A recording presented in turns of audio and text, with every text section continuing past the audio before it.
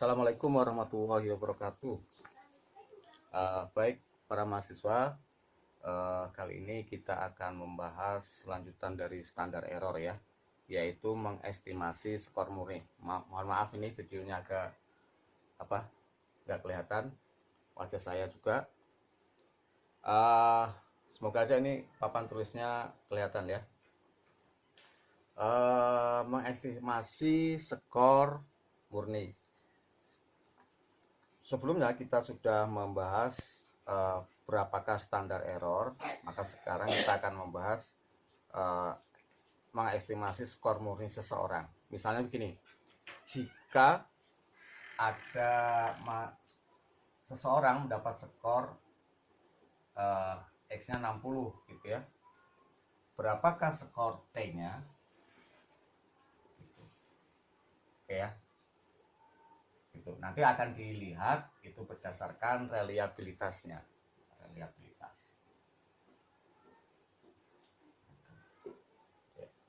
Nah, kalau reliabilitasnya itu sama dengan 1, maka X sama dengan T. Berarti kalau X-nya sama dengan 60, maka T-nya sama dengan 60 ya. Itu kalau reliabilitasnya 1. Tapi kalau reliabilitasnya kurang dari 1 ya, maka angkanya ini, X-nya ini akan berbeda dengan T-nya. Oke. Nah, bagaimanakah perbedaannya? Oke ya. Kita akan bahas bagaimana cara mengestimasi skor murni, gitu ya.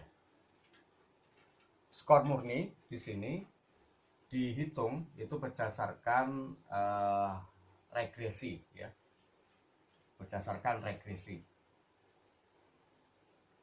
Mungkin kalian masih ingat bagaimana rumus regresi. Rumus regresi itu R korelasi SY dibagi SX ya.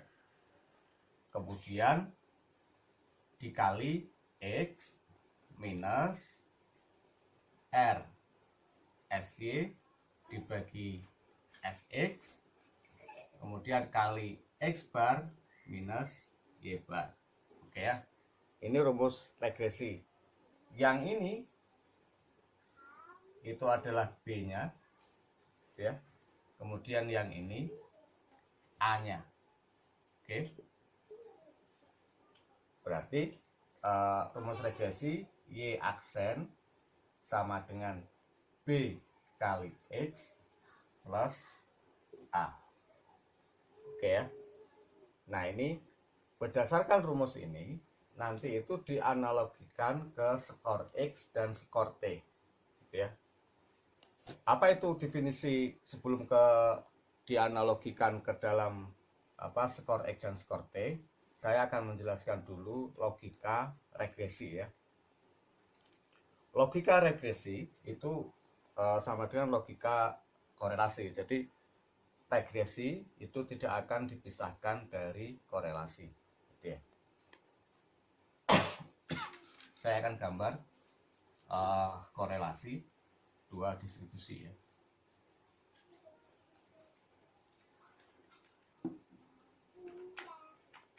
Dua distribusi, distribusi 1, distribusi X ya. Kemudian yang kedua distribusi Y. Oke.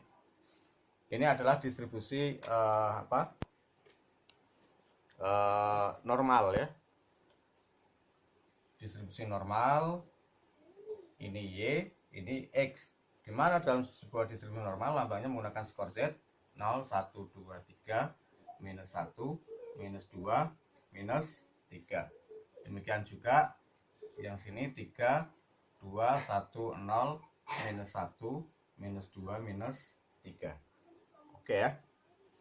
Nah, kalau korelasinya itu sama dengan 1, maka nilai skor Z di X akan ketemu dengan nilai Z di skor Y. Misalnya minus 3 ketemu 3, minus 2 ketemu 2, minus 1 ketemu 1, 0 ketemu 0, 1 ketemu 1, 2 ketemu 2, 3 ketemu 3. Oke ya. Jadi apa yang diskor, berapa besarnya di skor Z, itu akan demikian juga besarnya di skor Y. Itu kalau R-nya 1. Ya. Tetapi itu akan berbeda jika R-nya kurang dari 1. Ini saya letakkan di bawah aja biar kelihatan garisnya. Ini minus 3, minus 2, minus 1, 0, 1, 2, 3. Oke ya. Nah, kalau R-nya 1, semuanya ketemu nih. Minus 3 ketemu minus 3, minus 2 ketemu minus 2, minus 1 ketemu minus 1, 0 ketemu 0, 1 ketemu 1, 2 ketemu 2, 3 ketemu 3. Oke. Nah, kalau R-nya itu kurang dari 1, maka ketemunya akan berbeda seperti R-nya 1. Misalnya R-nya 0,5. Minus 3 di X akan ketemu setengahnya dari minus 3. Karena apa? Karena rumusnya Z Y aksen gitu ya, R kali Z X. Oke ya. Jadi ini untuk menemukan Y, Z di Y-nya itu harus dikalikan R-nya dikali Z X. Jadi kalau misalnya R-nya 0,5, maka Z Y-nya itu adalah 1,5. Kalau minus 3 berarti minus 1,5. Ya. Minus 1,5. Kalau minus 2 ketemunya minus 1. Kalau minus 1 ketemunya minus 0,5. 0 tetap ketemu 0. Berapapun korelasinya, 0 ketemunya akan 0. Ya. Itu. Kemudian 1 ketemu akan 0,5. Ketemu 0,5, 2 ketemu 1, 3 ketemu 1,5. Ya. Oke. Nah, ini kalau R-nya 0,5. Bagaimana kalau R-nya 0? Kalau R-nya 0, maka semua garisnya ini ketemu di Y-nya itu di Z0. Artinya, berapapun skor X-nya, maka ketemu rata-rata Y. Gitu ya. Berapapun skor X-nya, maka ketemunya adalah rata-rata Y. Itu kalau R-nya sama dengan 0. Minus 3 ketemu 0, minus 2 ketemu 0, minus 1 ketemu 0, 0 ketemu 0, 1 ketemu 0, 2 ketemu 0, 3 ketemu 0. Oke.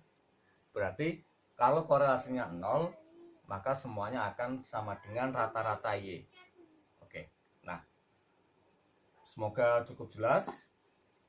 Nah, logika ini itu kita gunakan untuk reliabilitas. Gitu ya.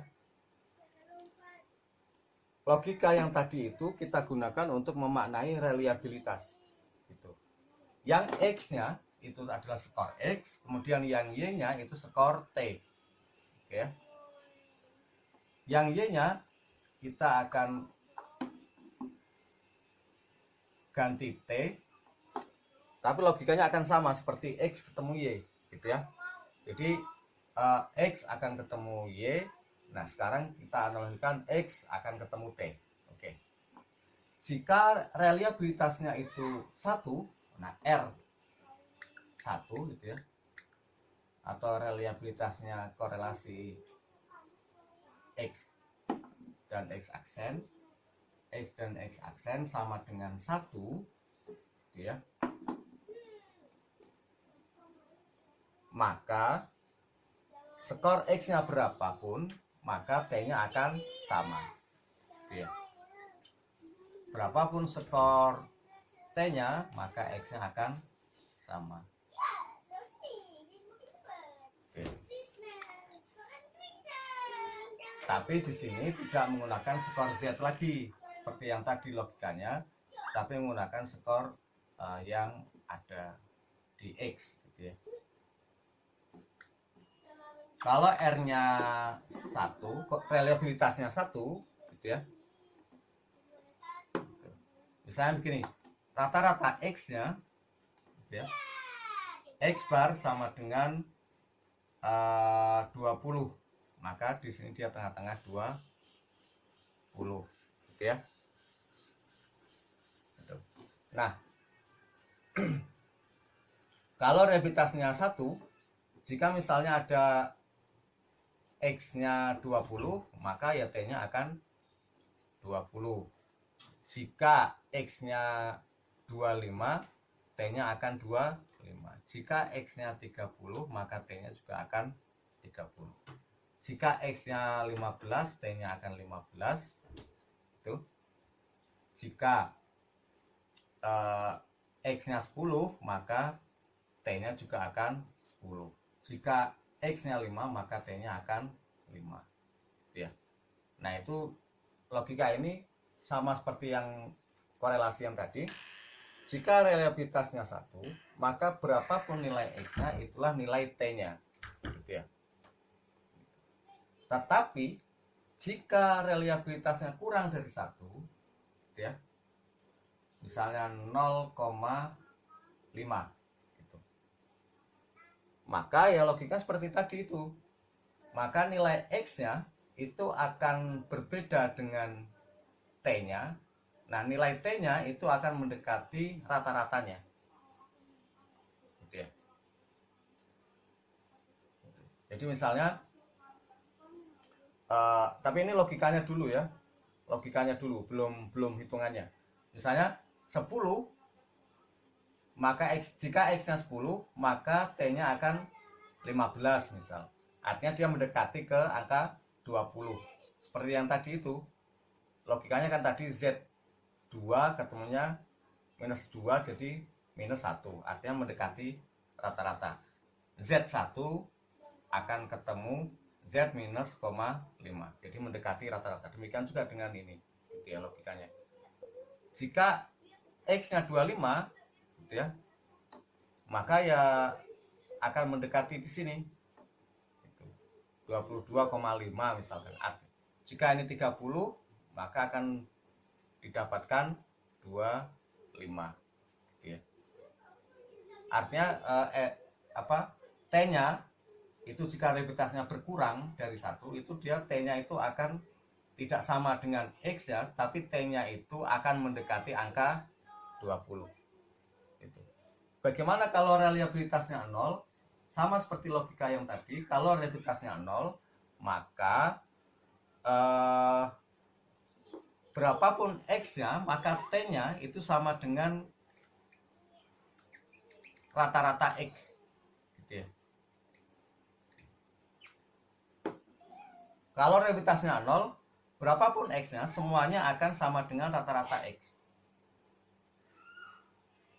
X-nya 5 ya sama dengan 20 T-nya. Artinya semuanya sama nilainya, tidak ada bedanya. Karena apa? Karena memang variasinya tidak ada, gitu ya. Gitu. Oke ya. Jadi syarat dari reliabilitas itu sekali lagi adalah variasi. Kalau tidak reliable berarti itu disamakan dengan tidak ada variasi pada skor X itu, atau variasi di skor X itu dianggap tidak meyakinkan atau tidak dipercaya, artinya ya sama semua, tidak ada bedanya gitu ya. Itu kalau reliabilitasnya 0. Berarti kalau reliabilitasnya 0, maka berapapun nilai X-nya, maka nilai T-nya adalah sama dengan rata-rata X, yaitu 20 gitu ya.